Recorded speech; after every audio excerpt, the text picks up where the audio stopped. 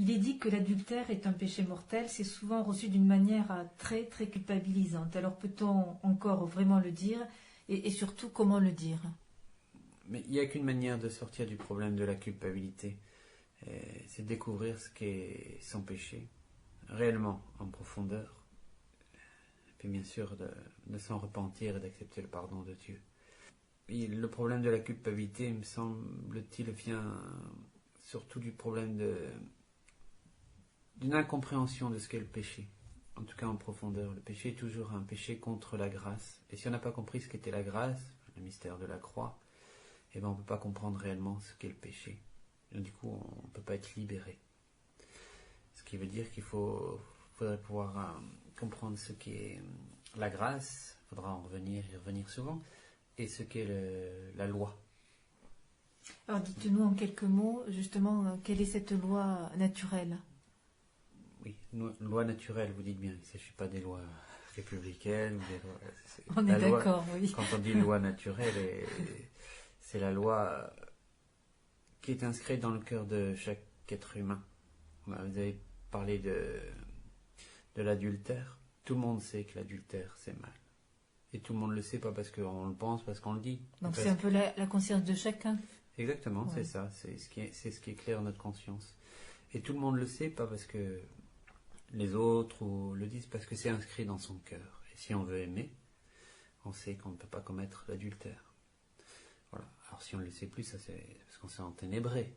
Mais dans toute chose, la réalité est là. Il y a une loi que l'homme n'a pas à se donner, qui s'impose à lui, voilà, à laquelle il est tenu d'obéir et d'écouter.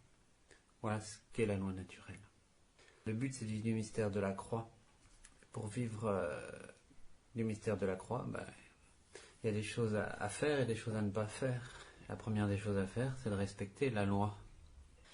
Prenons l'exemple des divorcés remariés qui vivent en situation d'adultère et qui se sentent incapables de vivre la continence. Est-ce que c'est pas un problème de finalité au fond? Si, tout à fait. Dieu nous demande de vivre de la grâce, du mystère de la croix.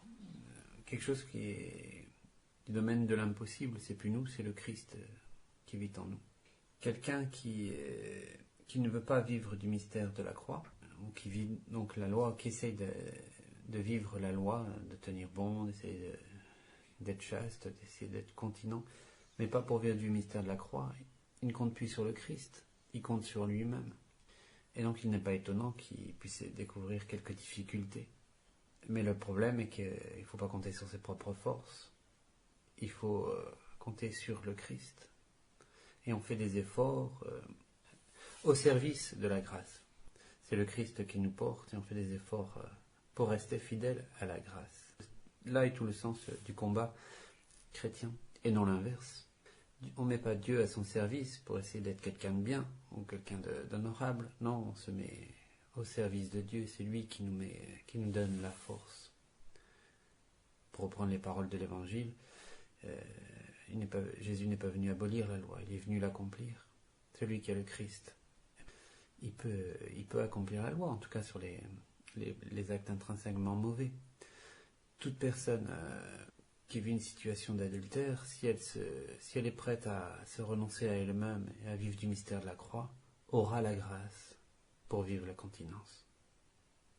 En résumé, celui qui refuse le mystère de la croix, il va se culpabiliser, il va se dire que Dieu lui demande des choses impossibles et pour sortir de l'impossible, il va commencer à relativiser le sens du péché.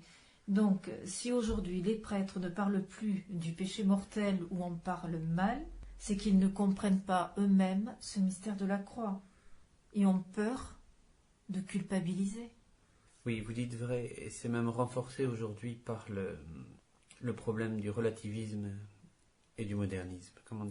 Aujourd'hui, je m'explique. L'homme contemporain dira il n'y a pas de vérité, tout est relatif, tout est histoire d'opinion. On ne reconnaît plus donc cette loi naturelle.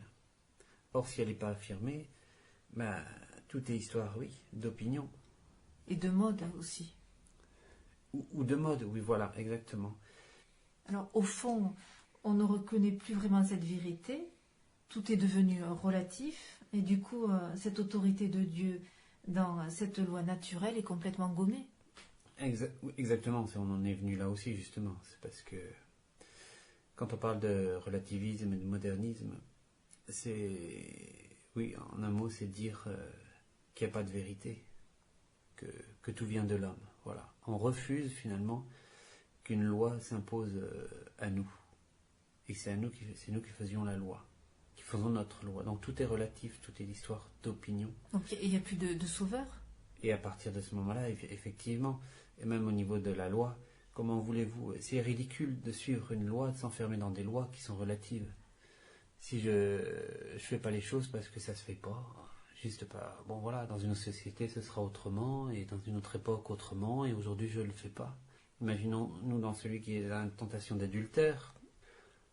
Il y a cette tentation qui est là, et s'il réfléchit 5 minutes, il dit, et qui pense qu'il n'y a pas de vérité, qui ne reconnaît pas cette loi naturelle, il est face à son ressenti simplement.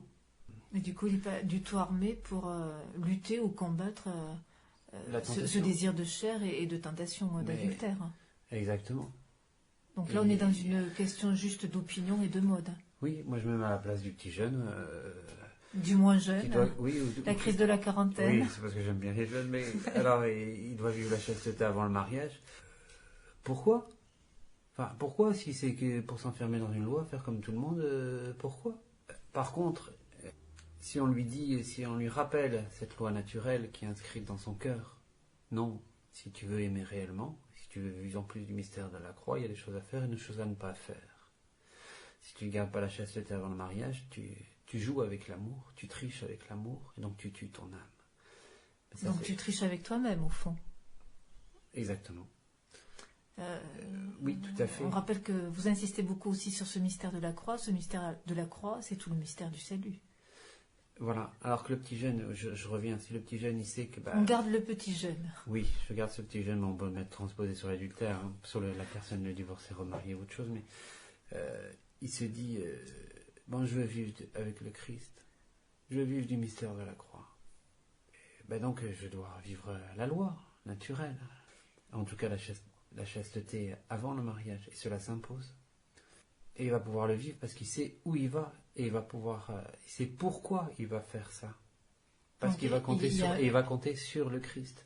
Maintenant, si dans une société, si les pasteurs ne rappellent pas qu'il existe une loi naturelle, et ça se dit clairement, c'est rappelé quand on parle du péché mortel, c'est ce qui me semble le plus important, c'est d'entendre qu'il y a une loi naturelle. C'est pas moi qui te le dis, c'est Dieu qui nous le dit, c'est qui te le dit à toi et tu le sais. Face à sa conscience, et là il va pouvoir prendre. Mais si on lui dit pas, qu'on laisse le silence, on dit non, tout est relatif, t'inquiète pas, fait que, il va suivre ses émotions. On est complètement désarmé maintenant pour lutter contre le démon. Si on ne rappelle pas cette loi, et si qui se réentend. Donc le rappel de la loi est une désarme pour ne pas se laisser glisser dans ce relativisme et ce modernisme. Tout à fait, et qui est clairement dite.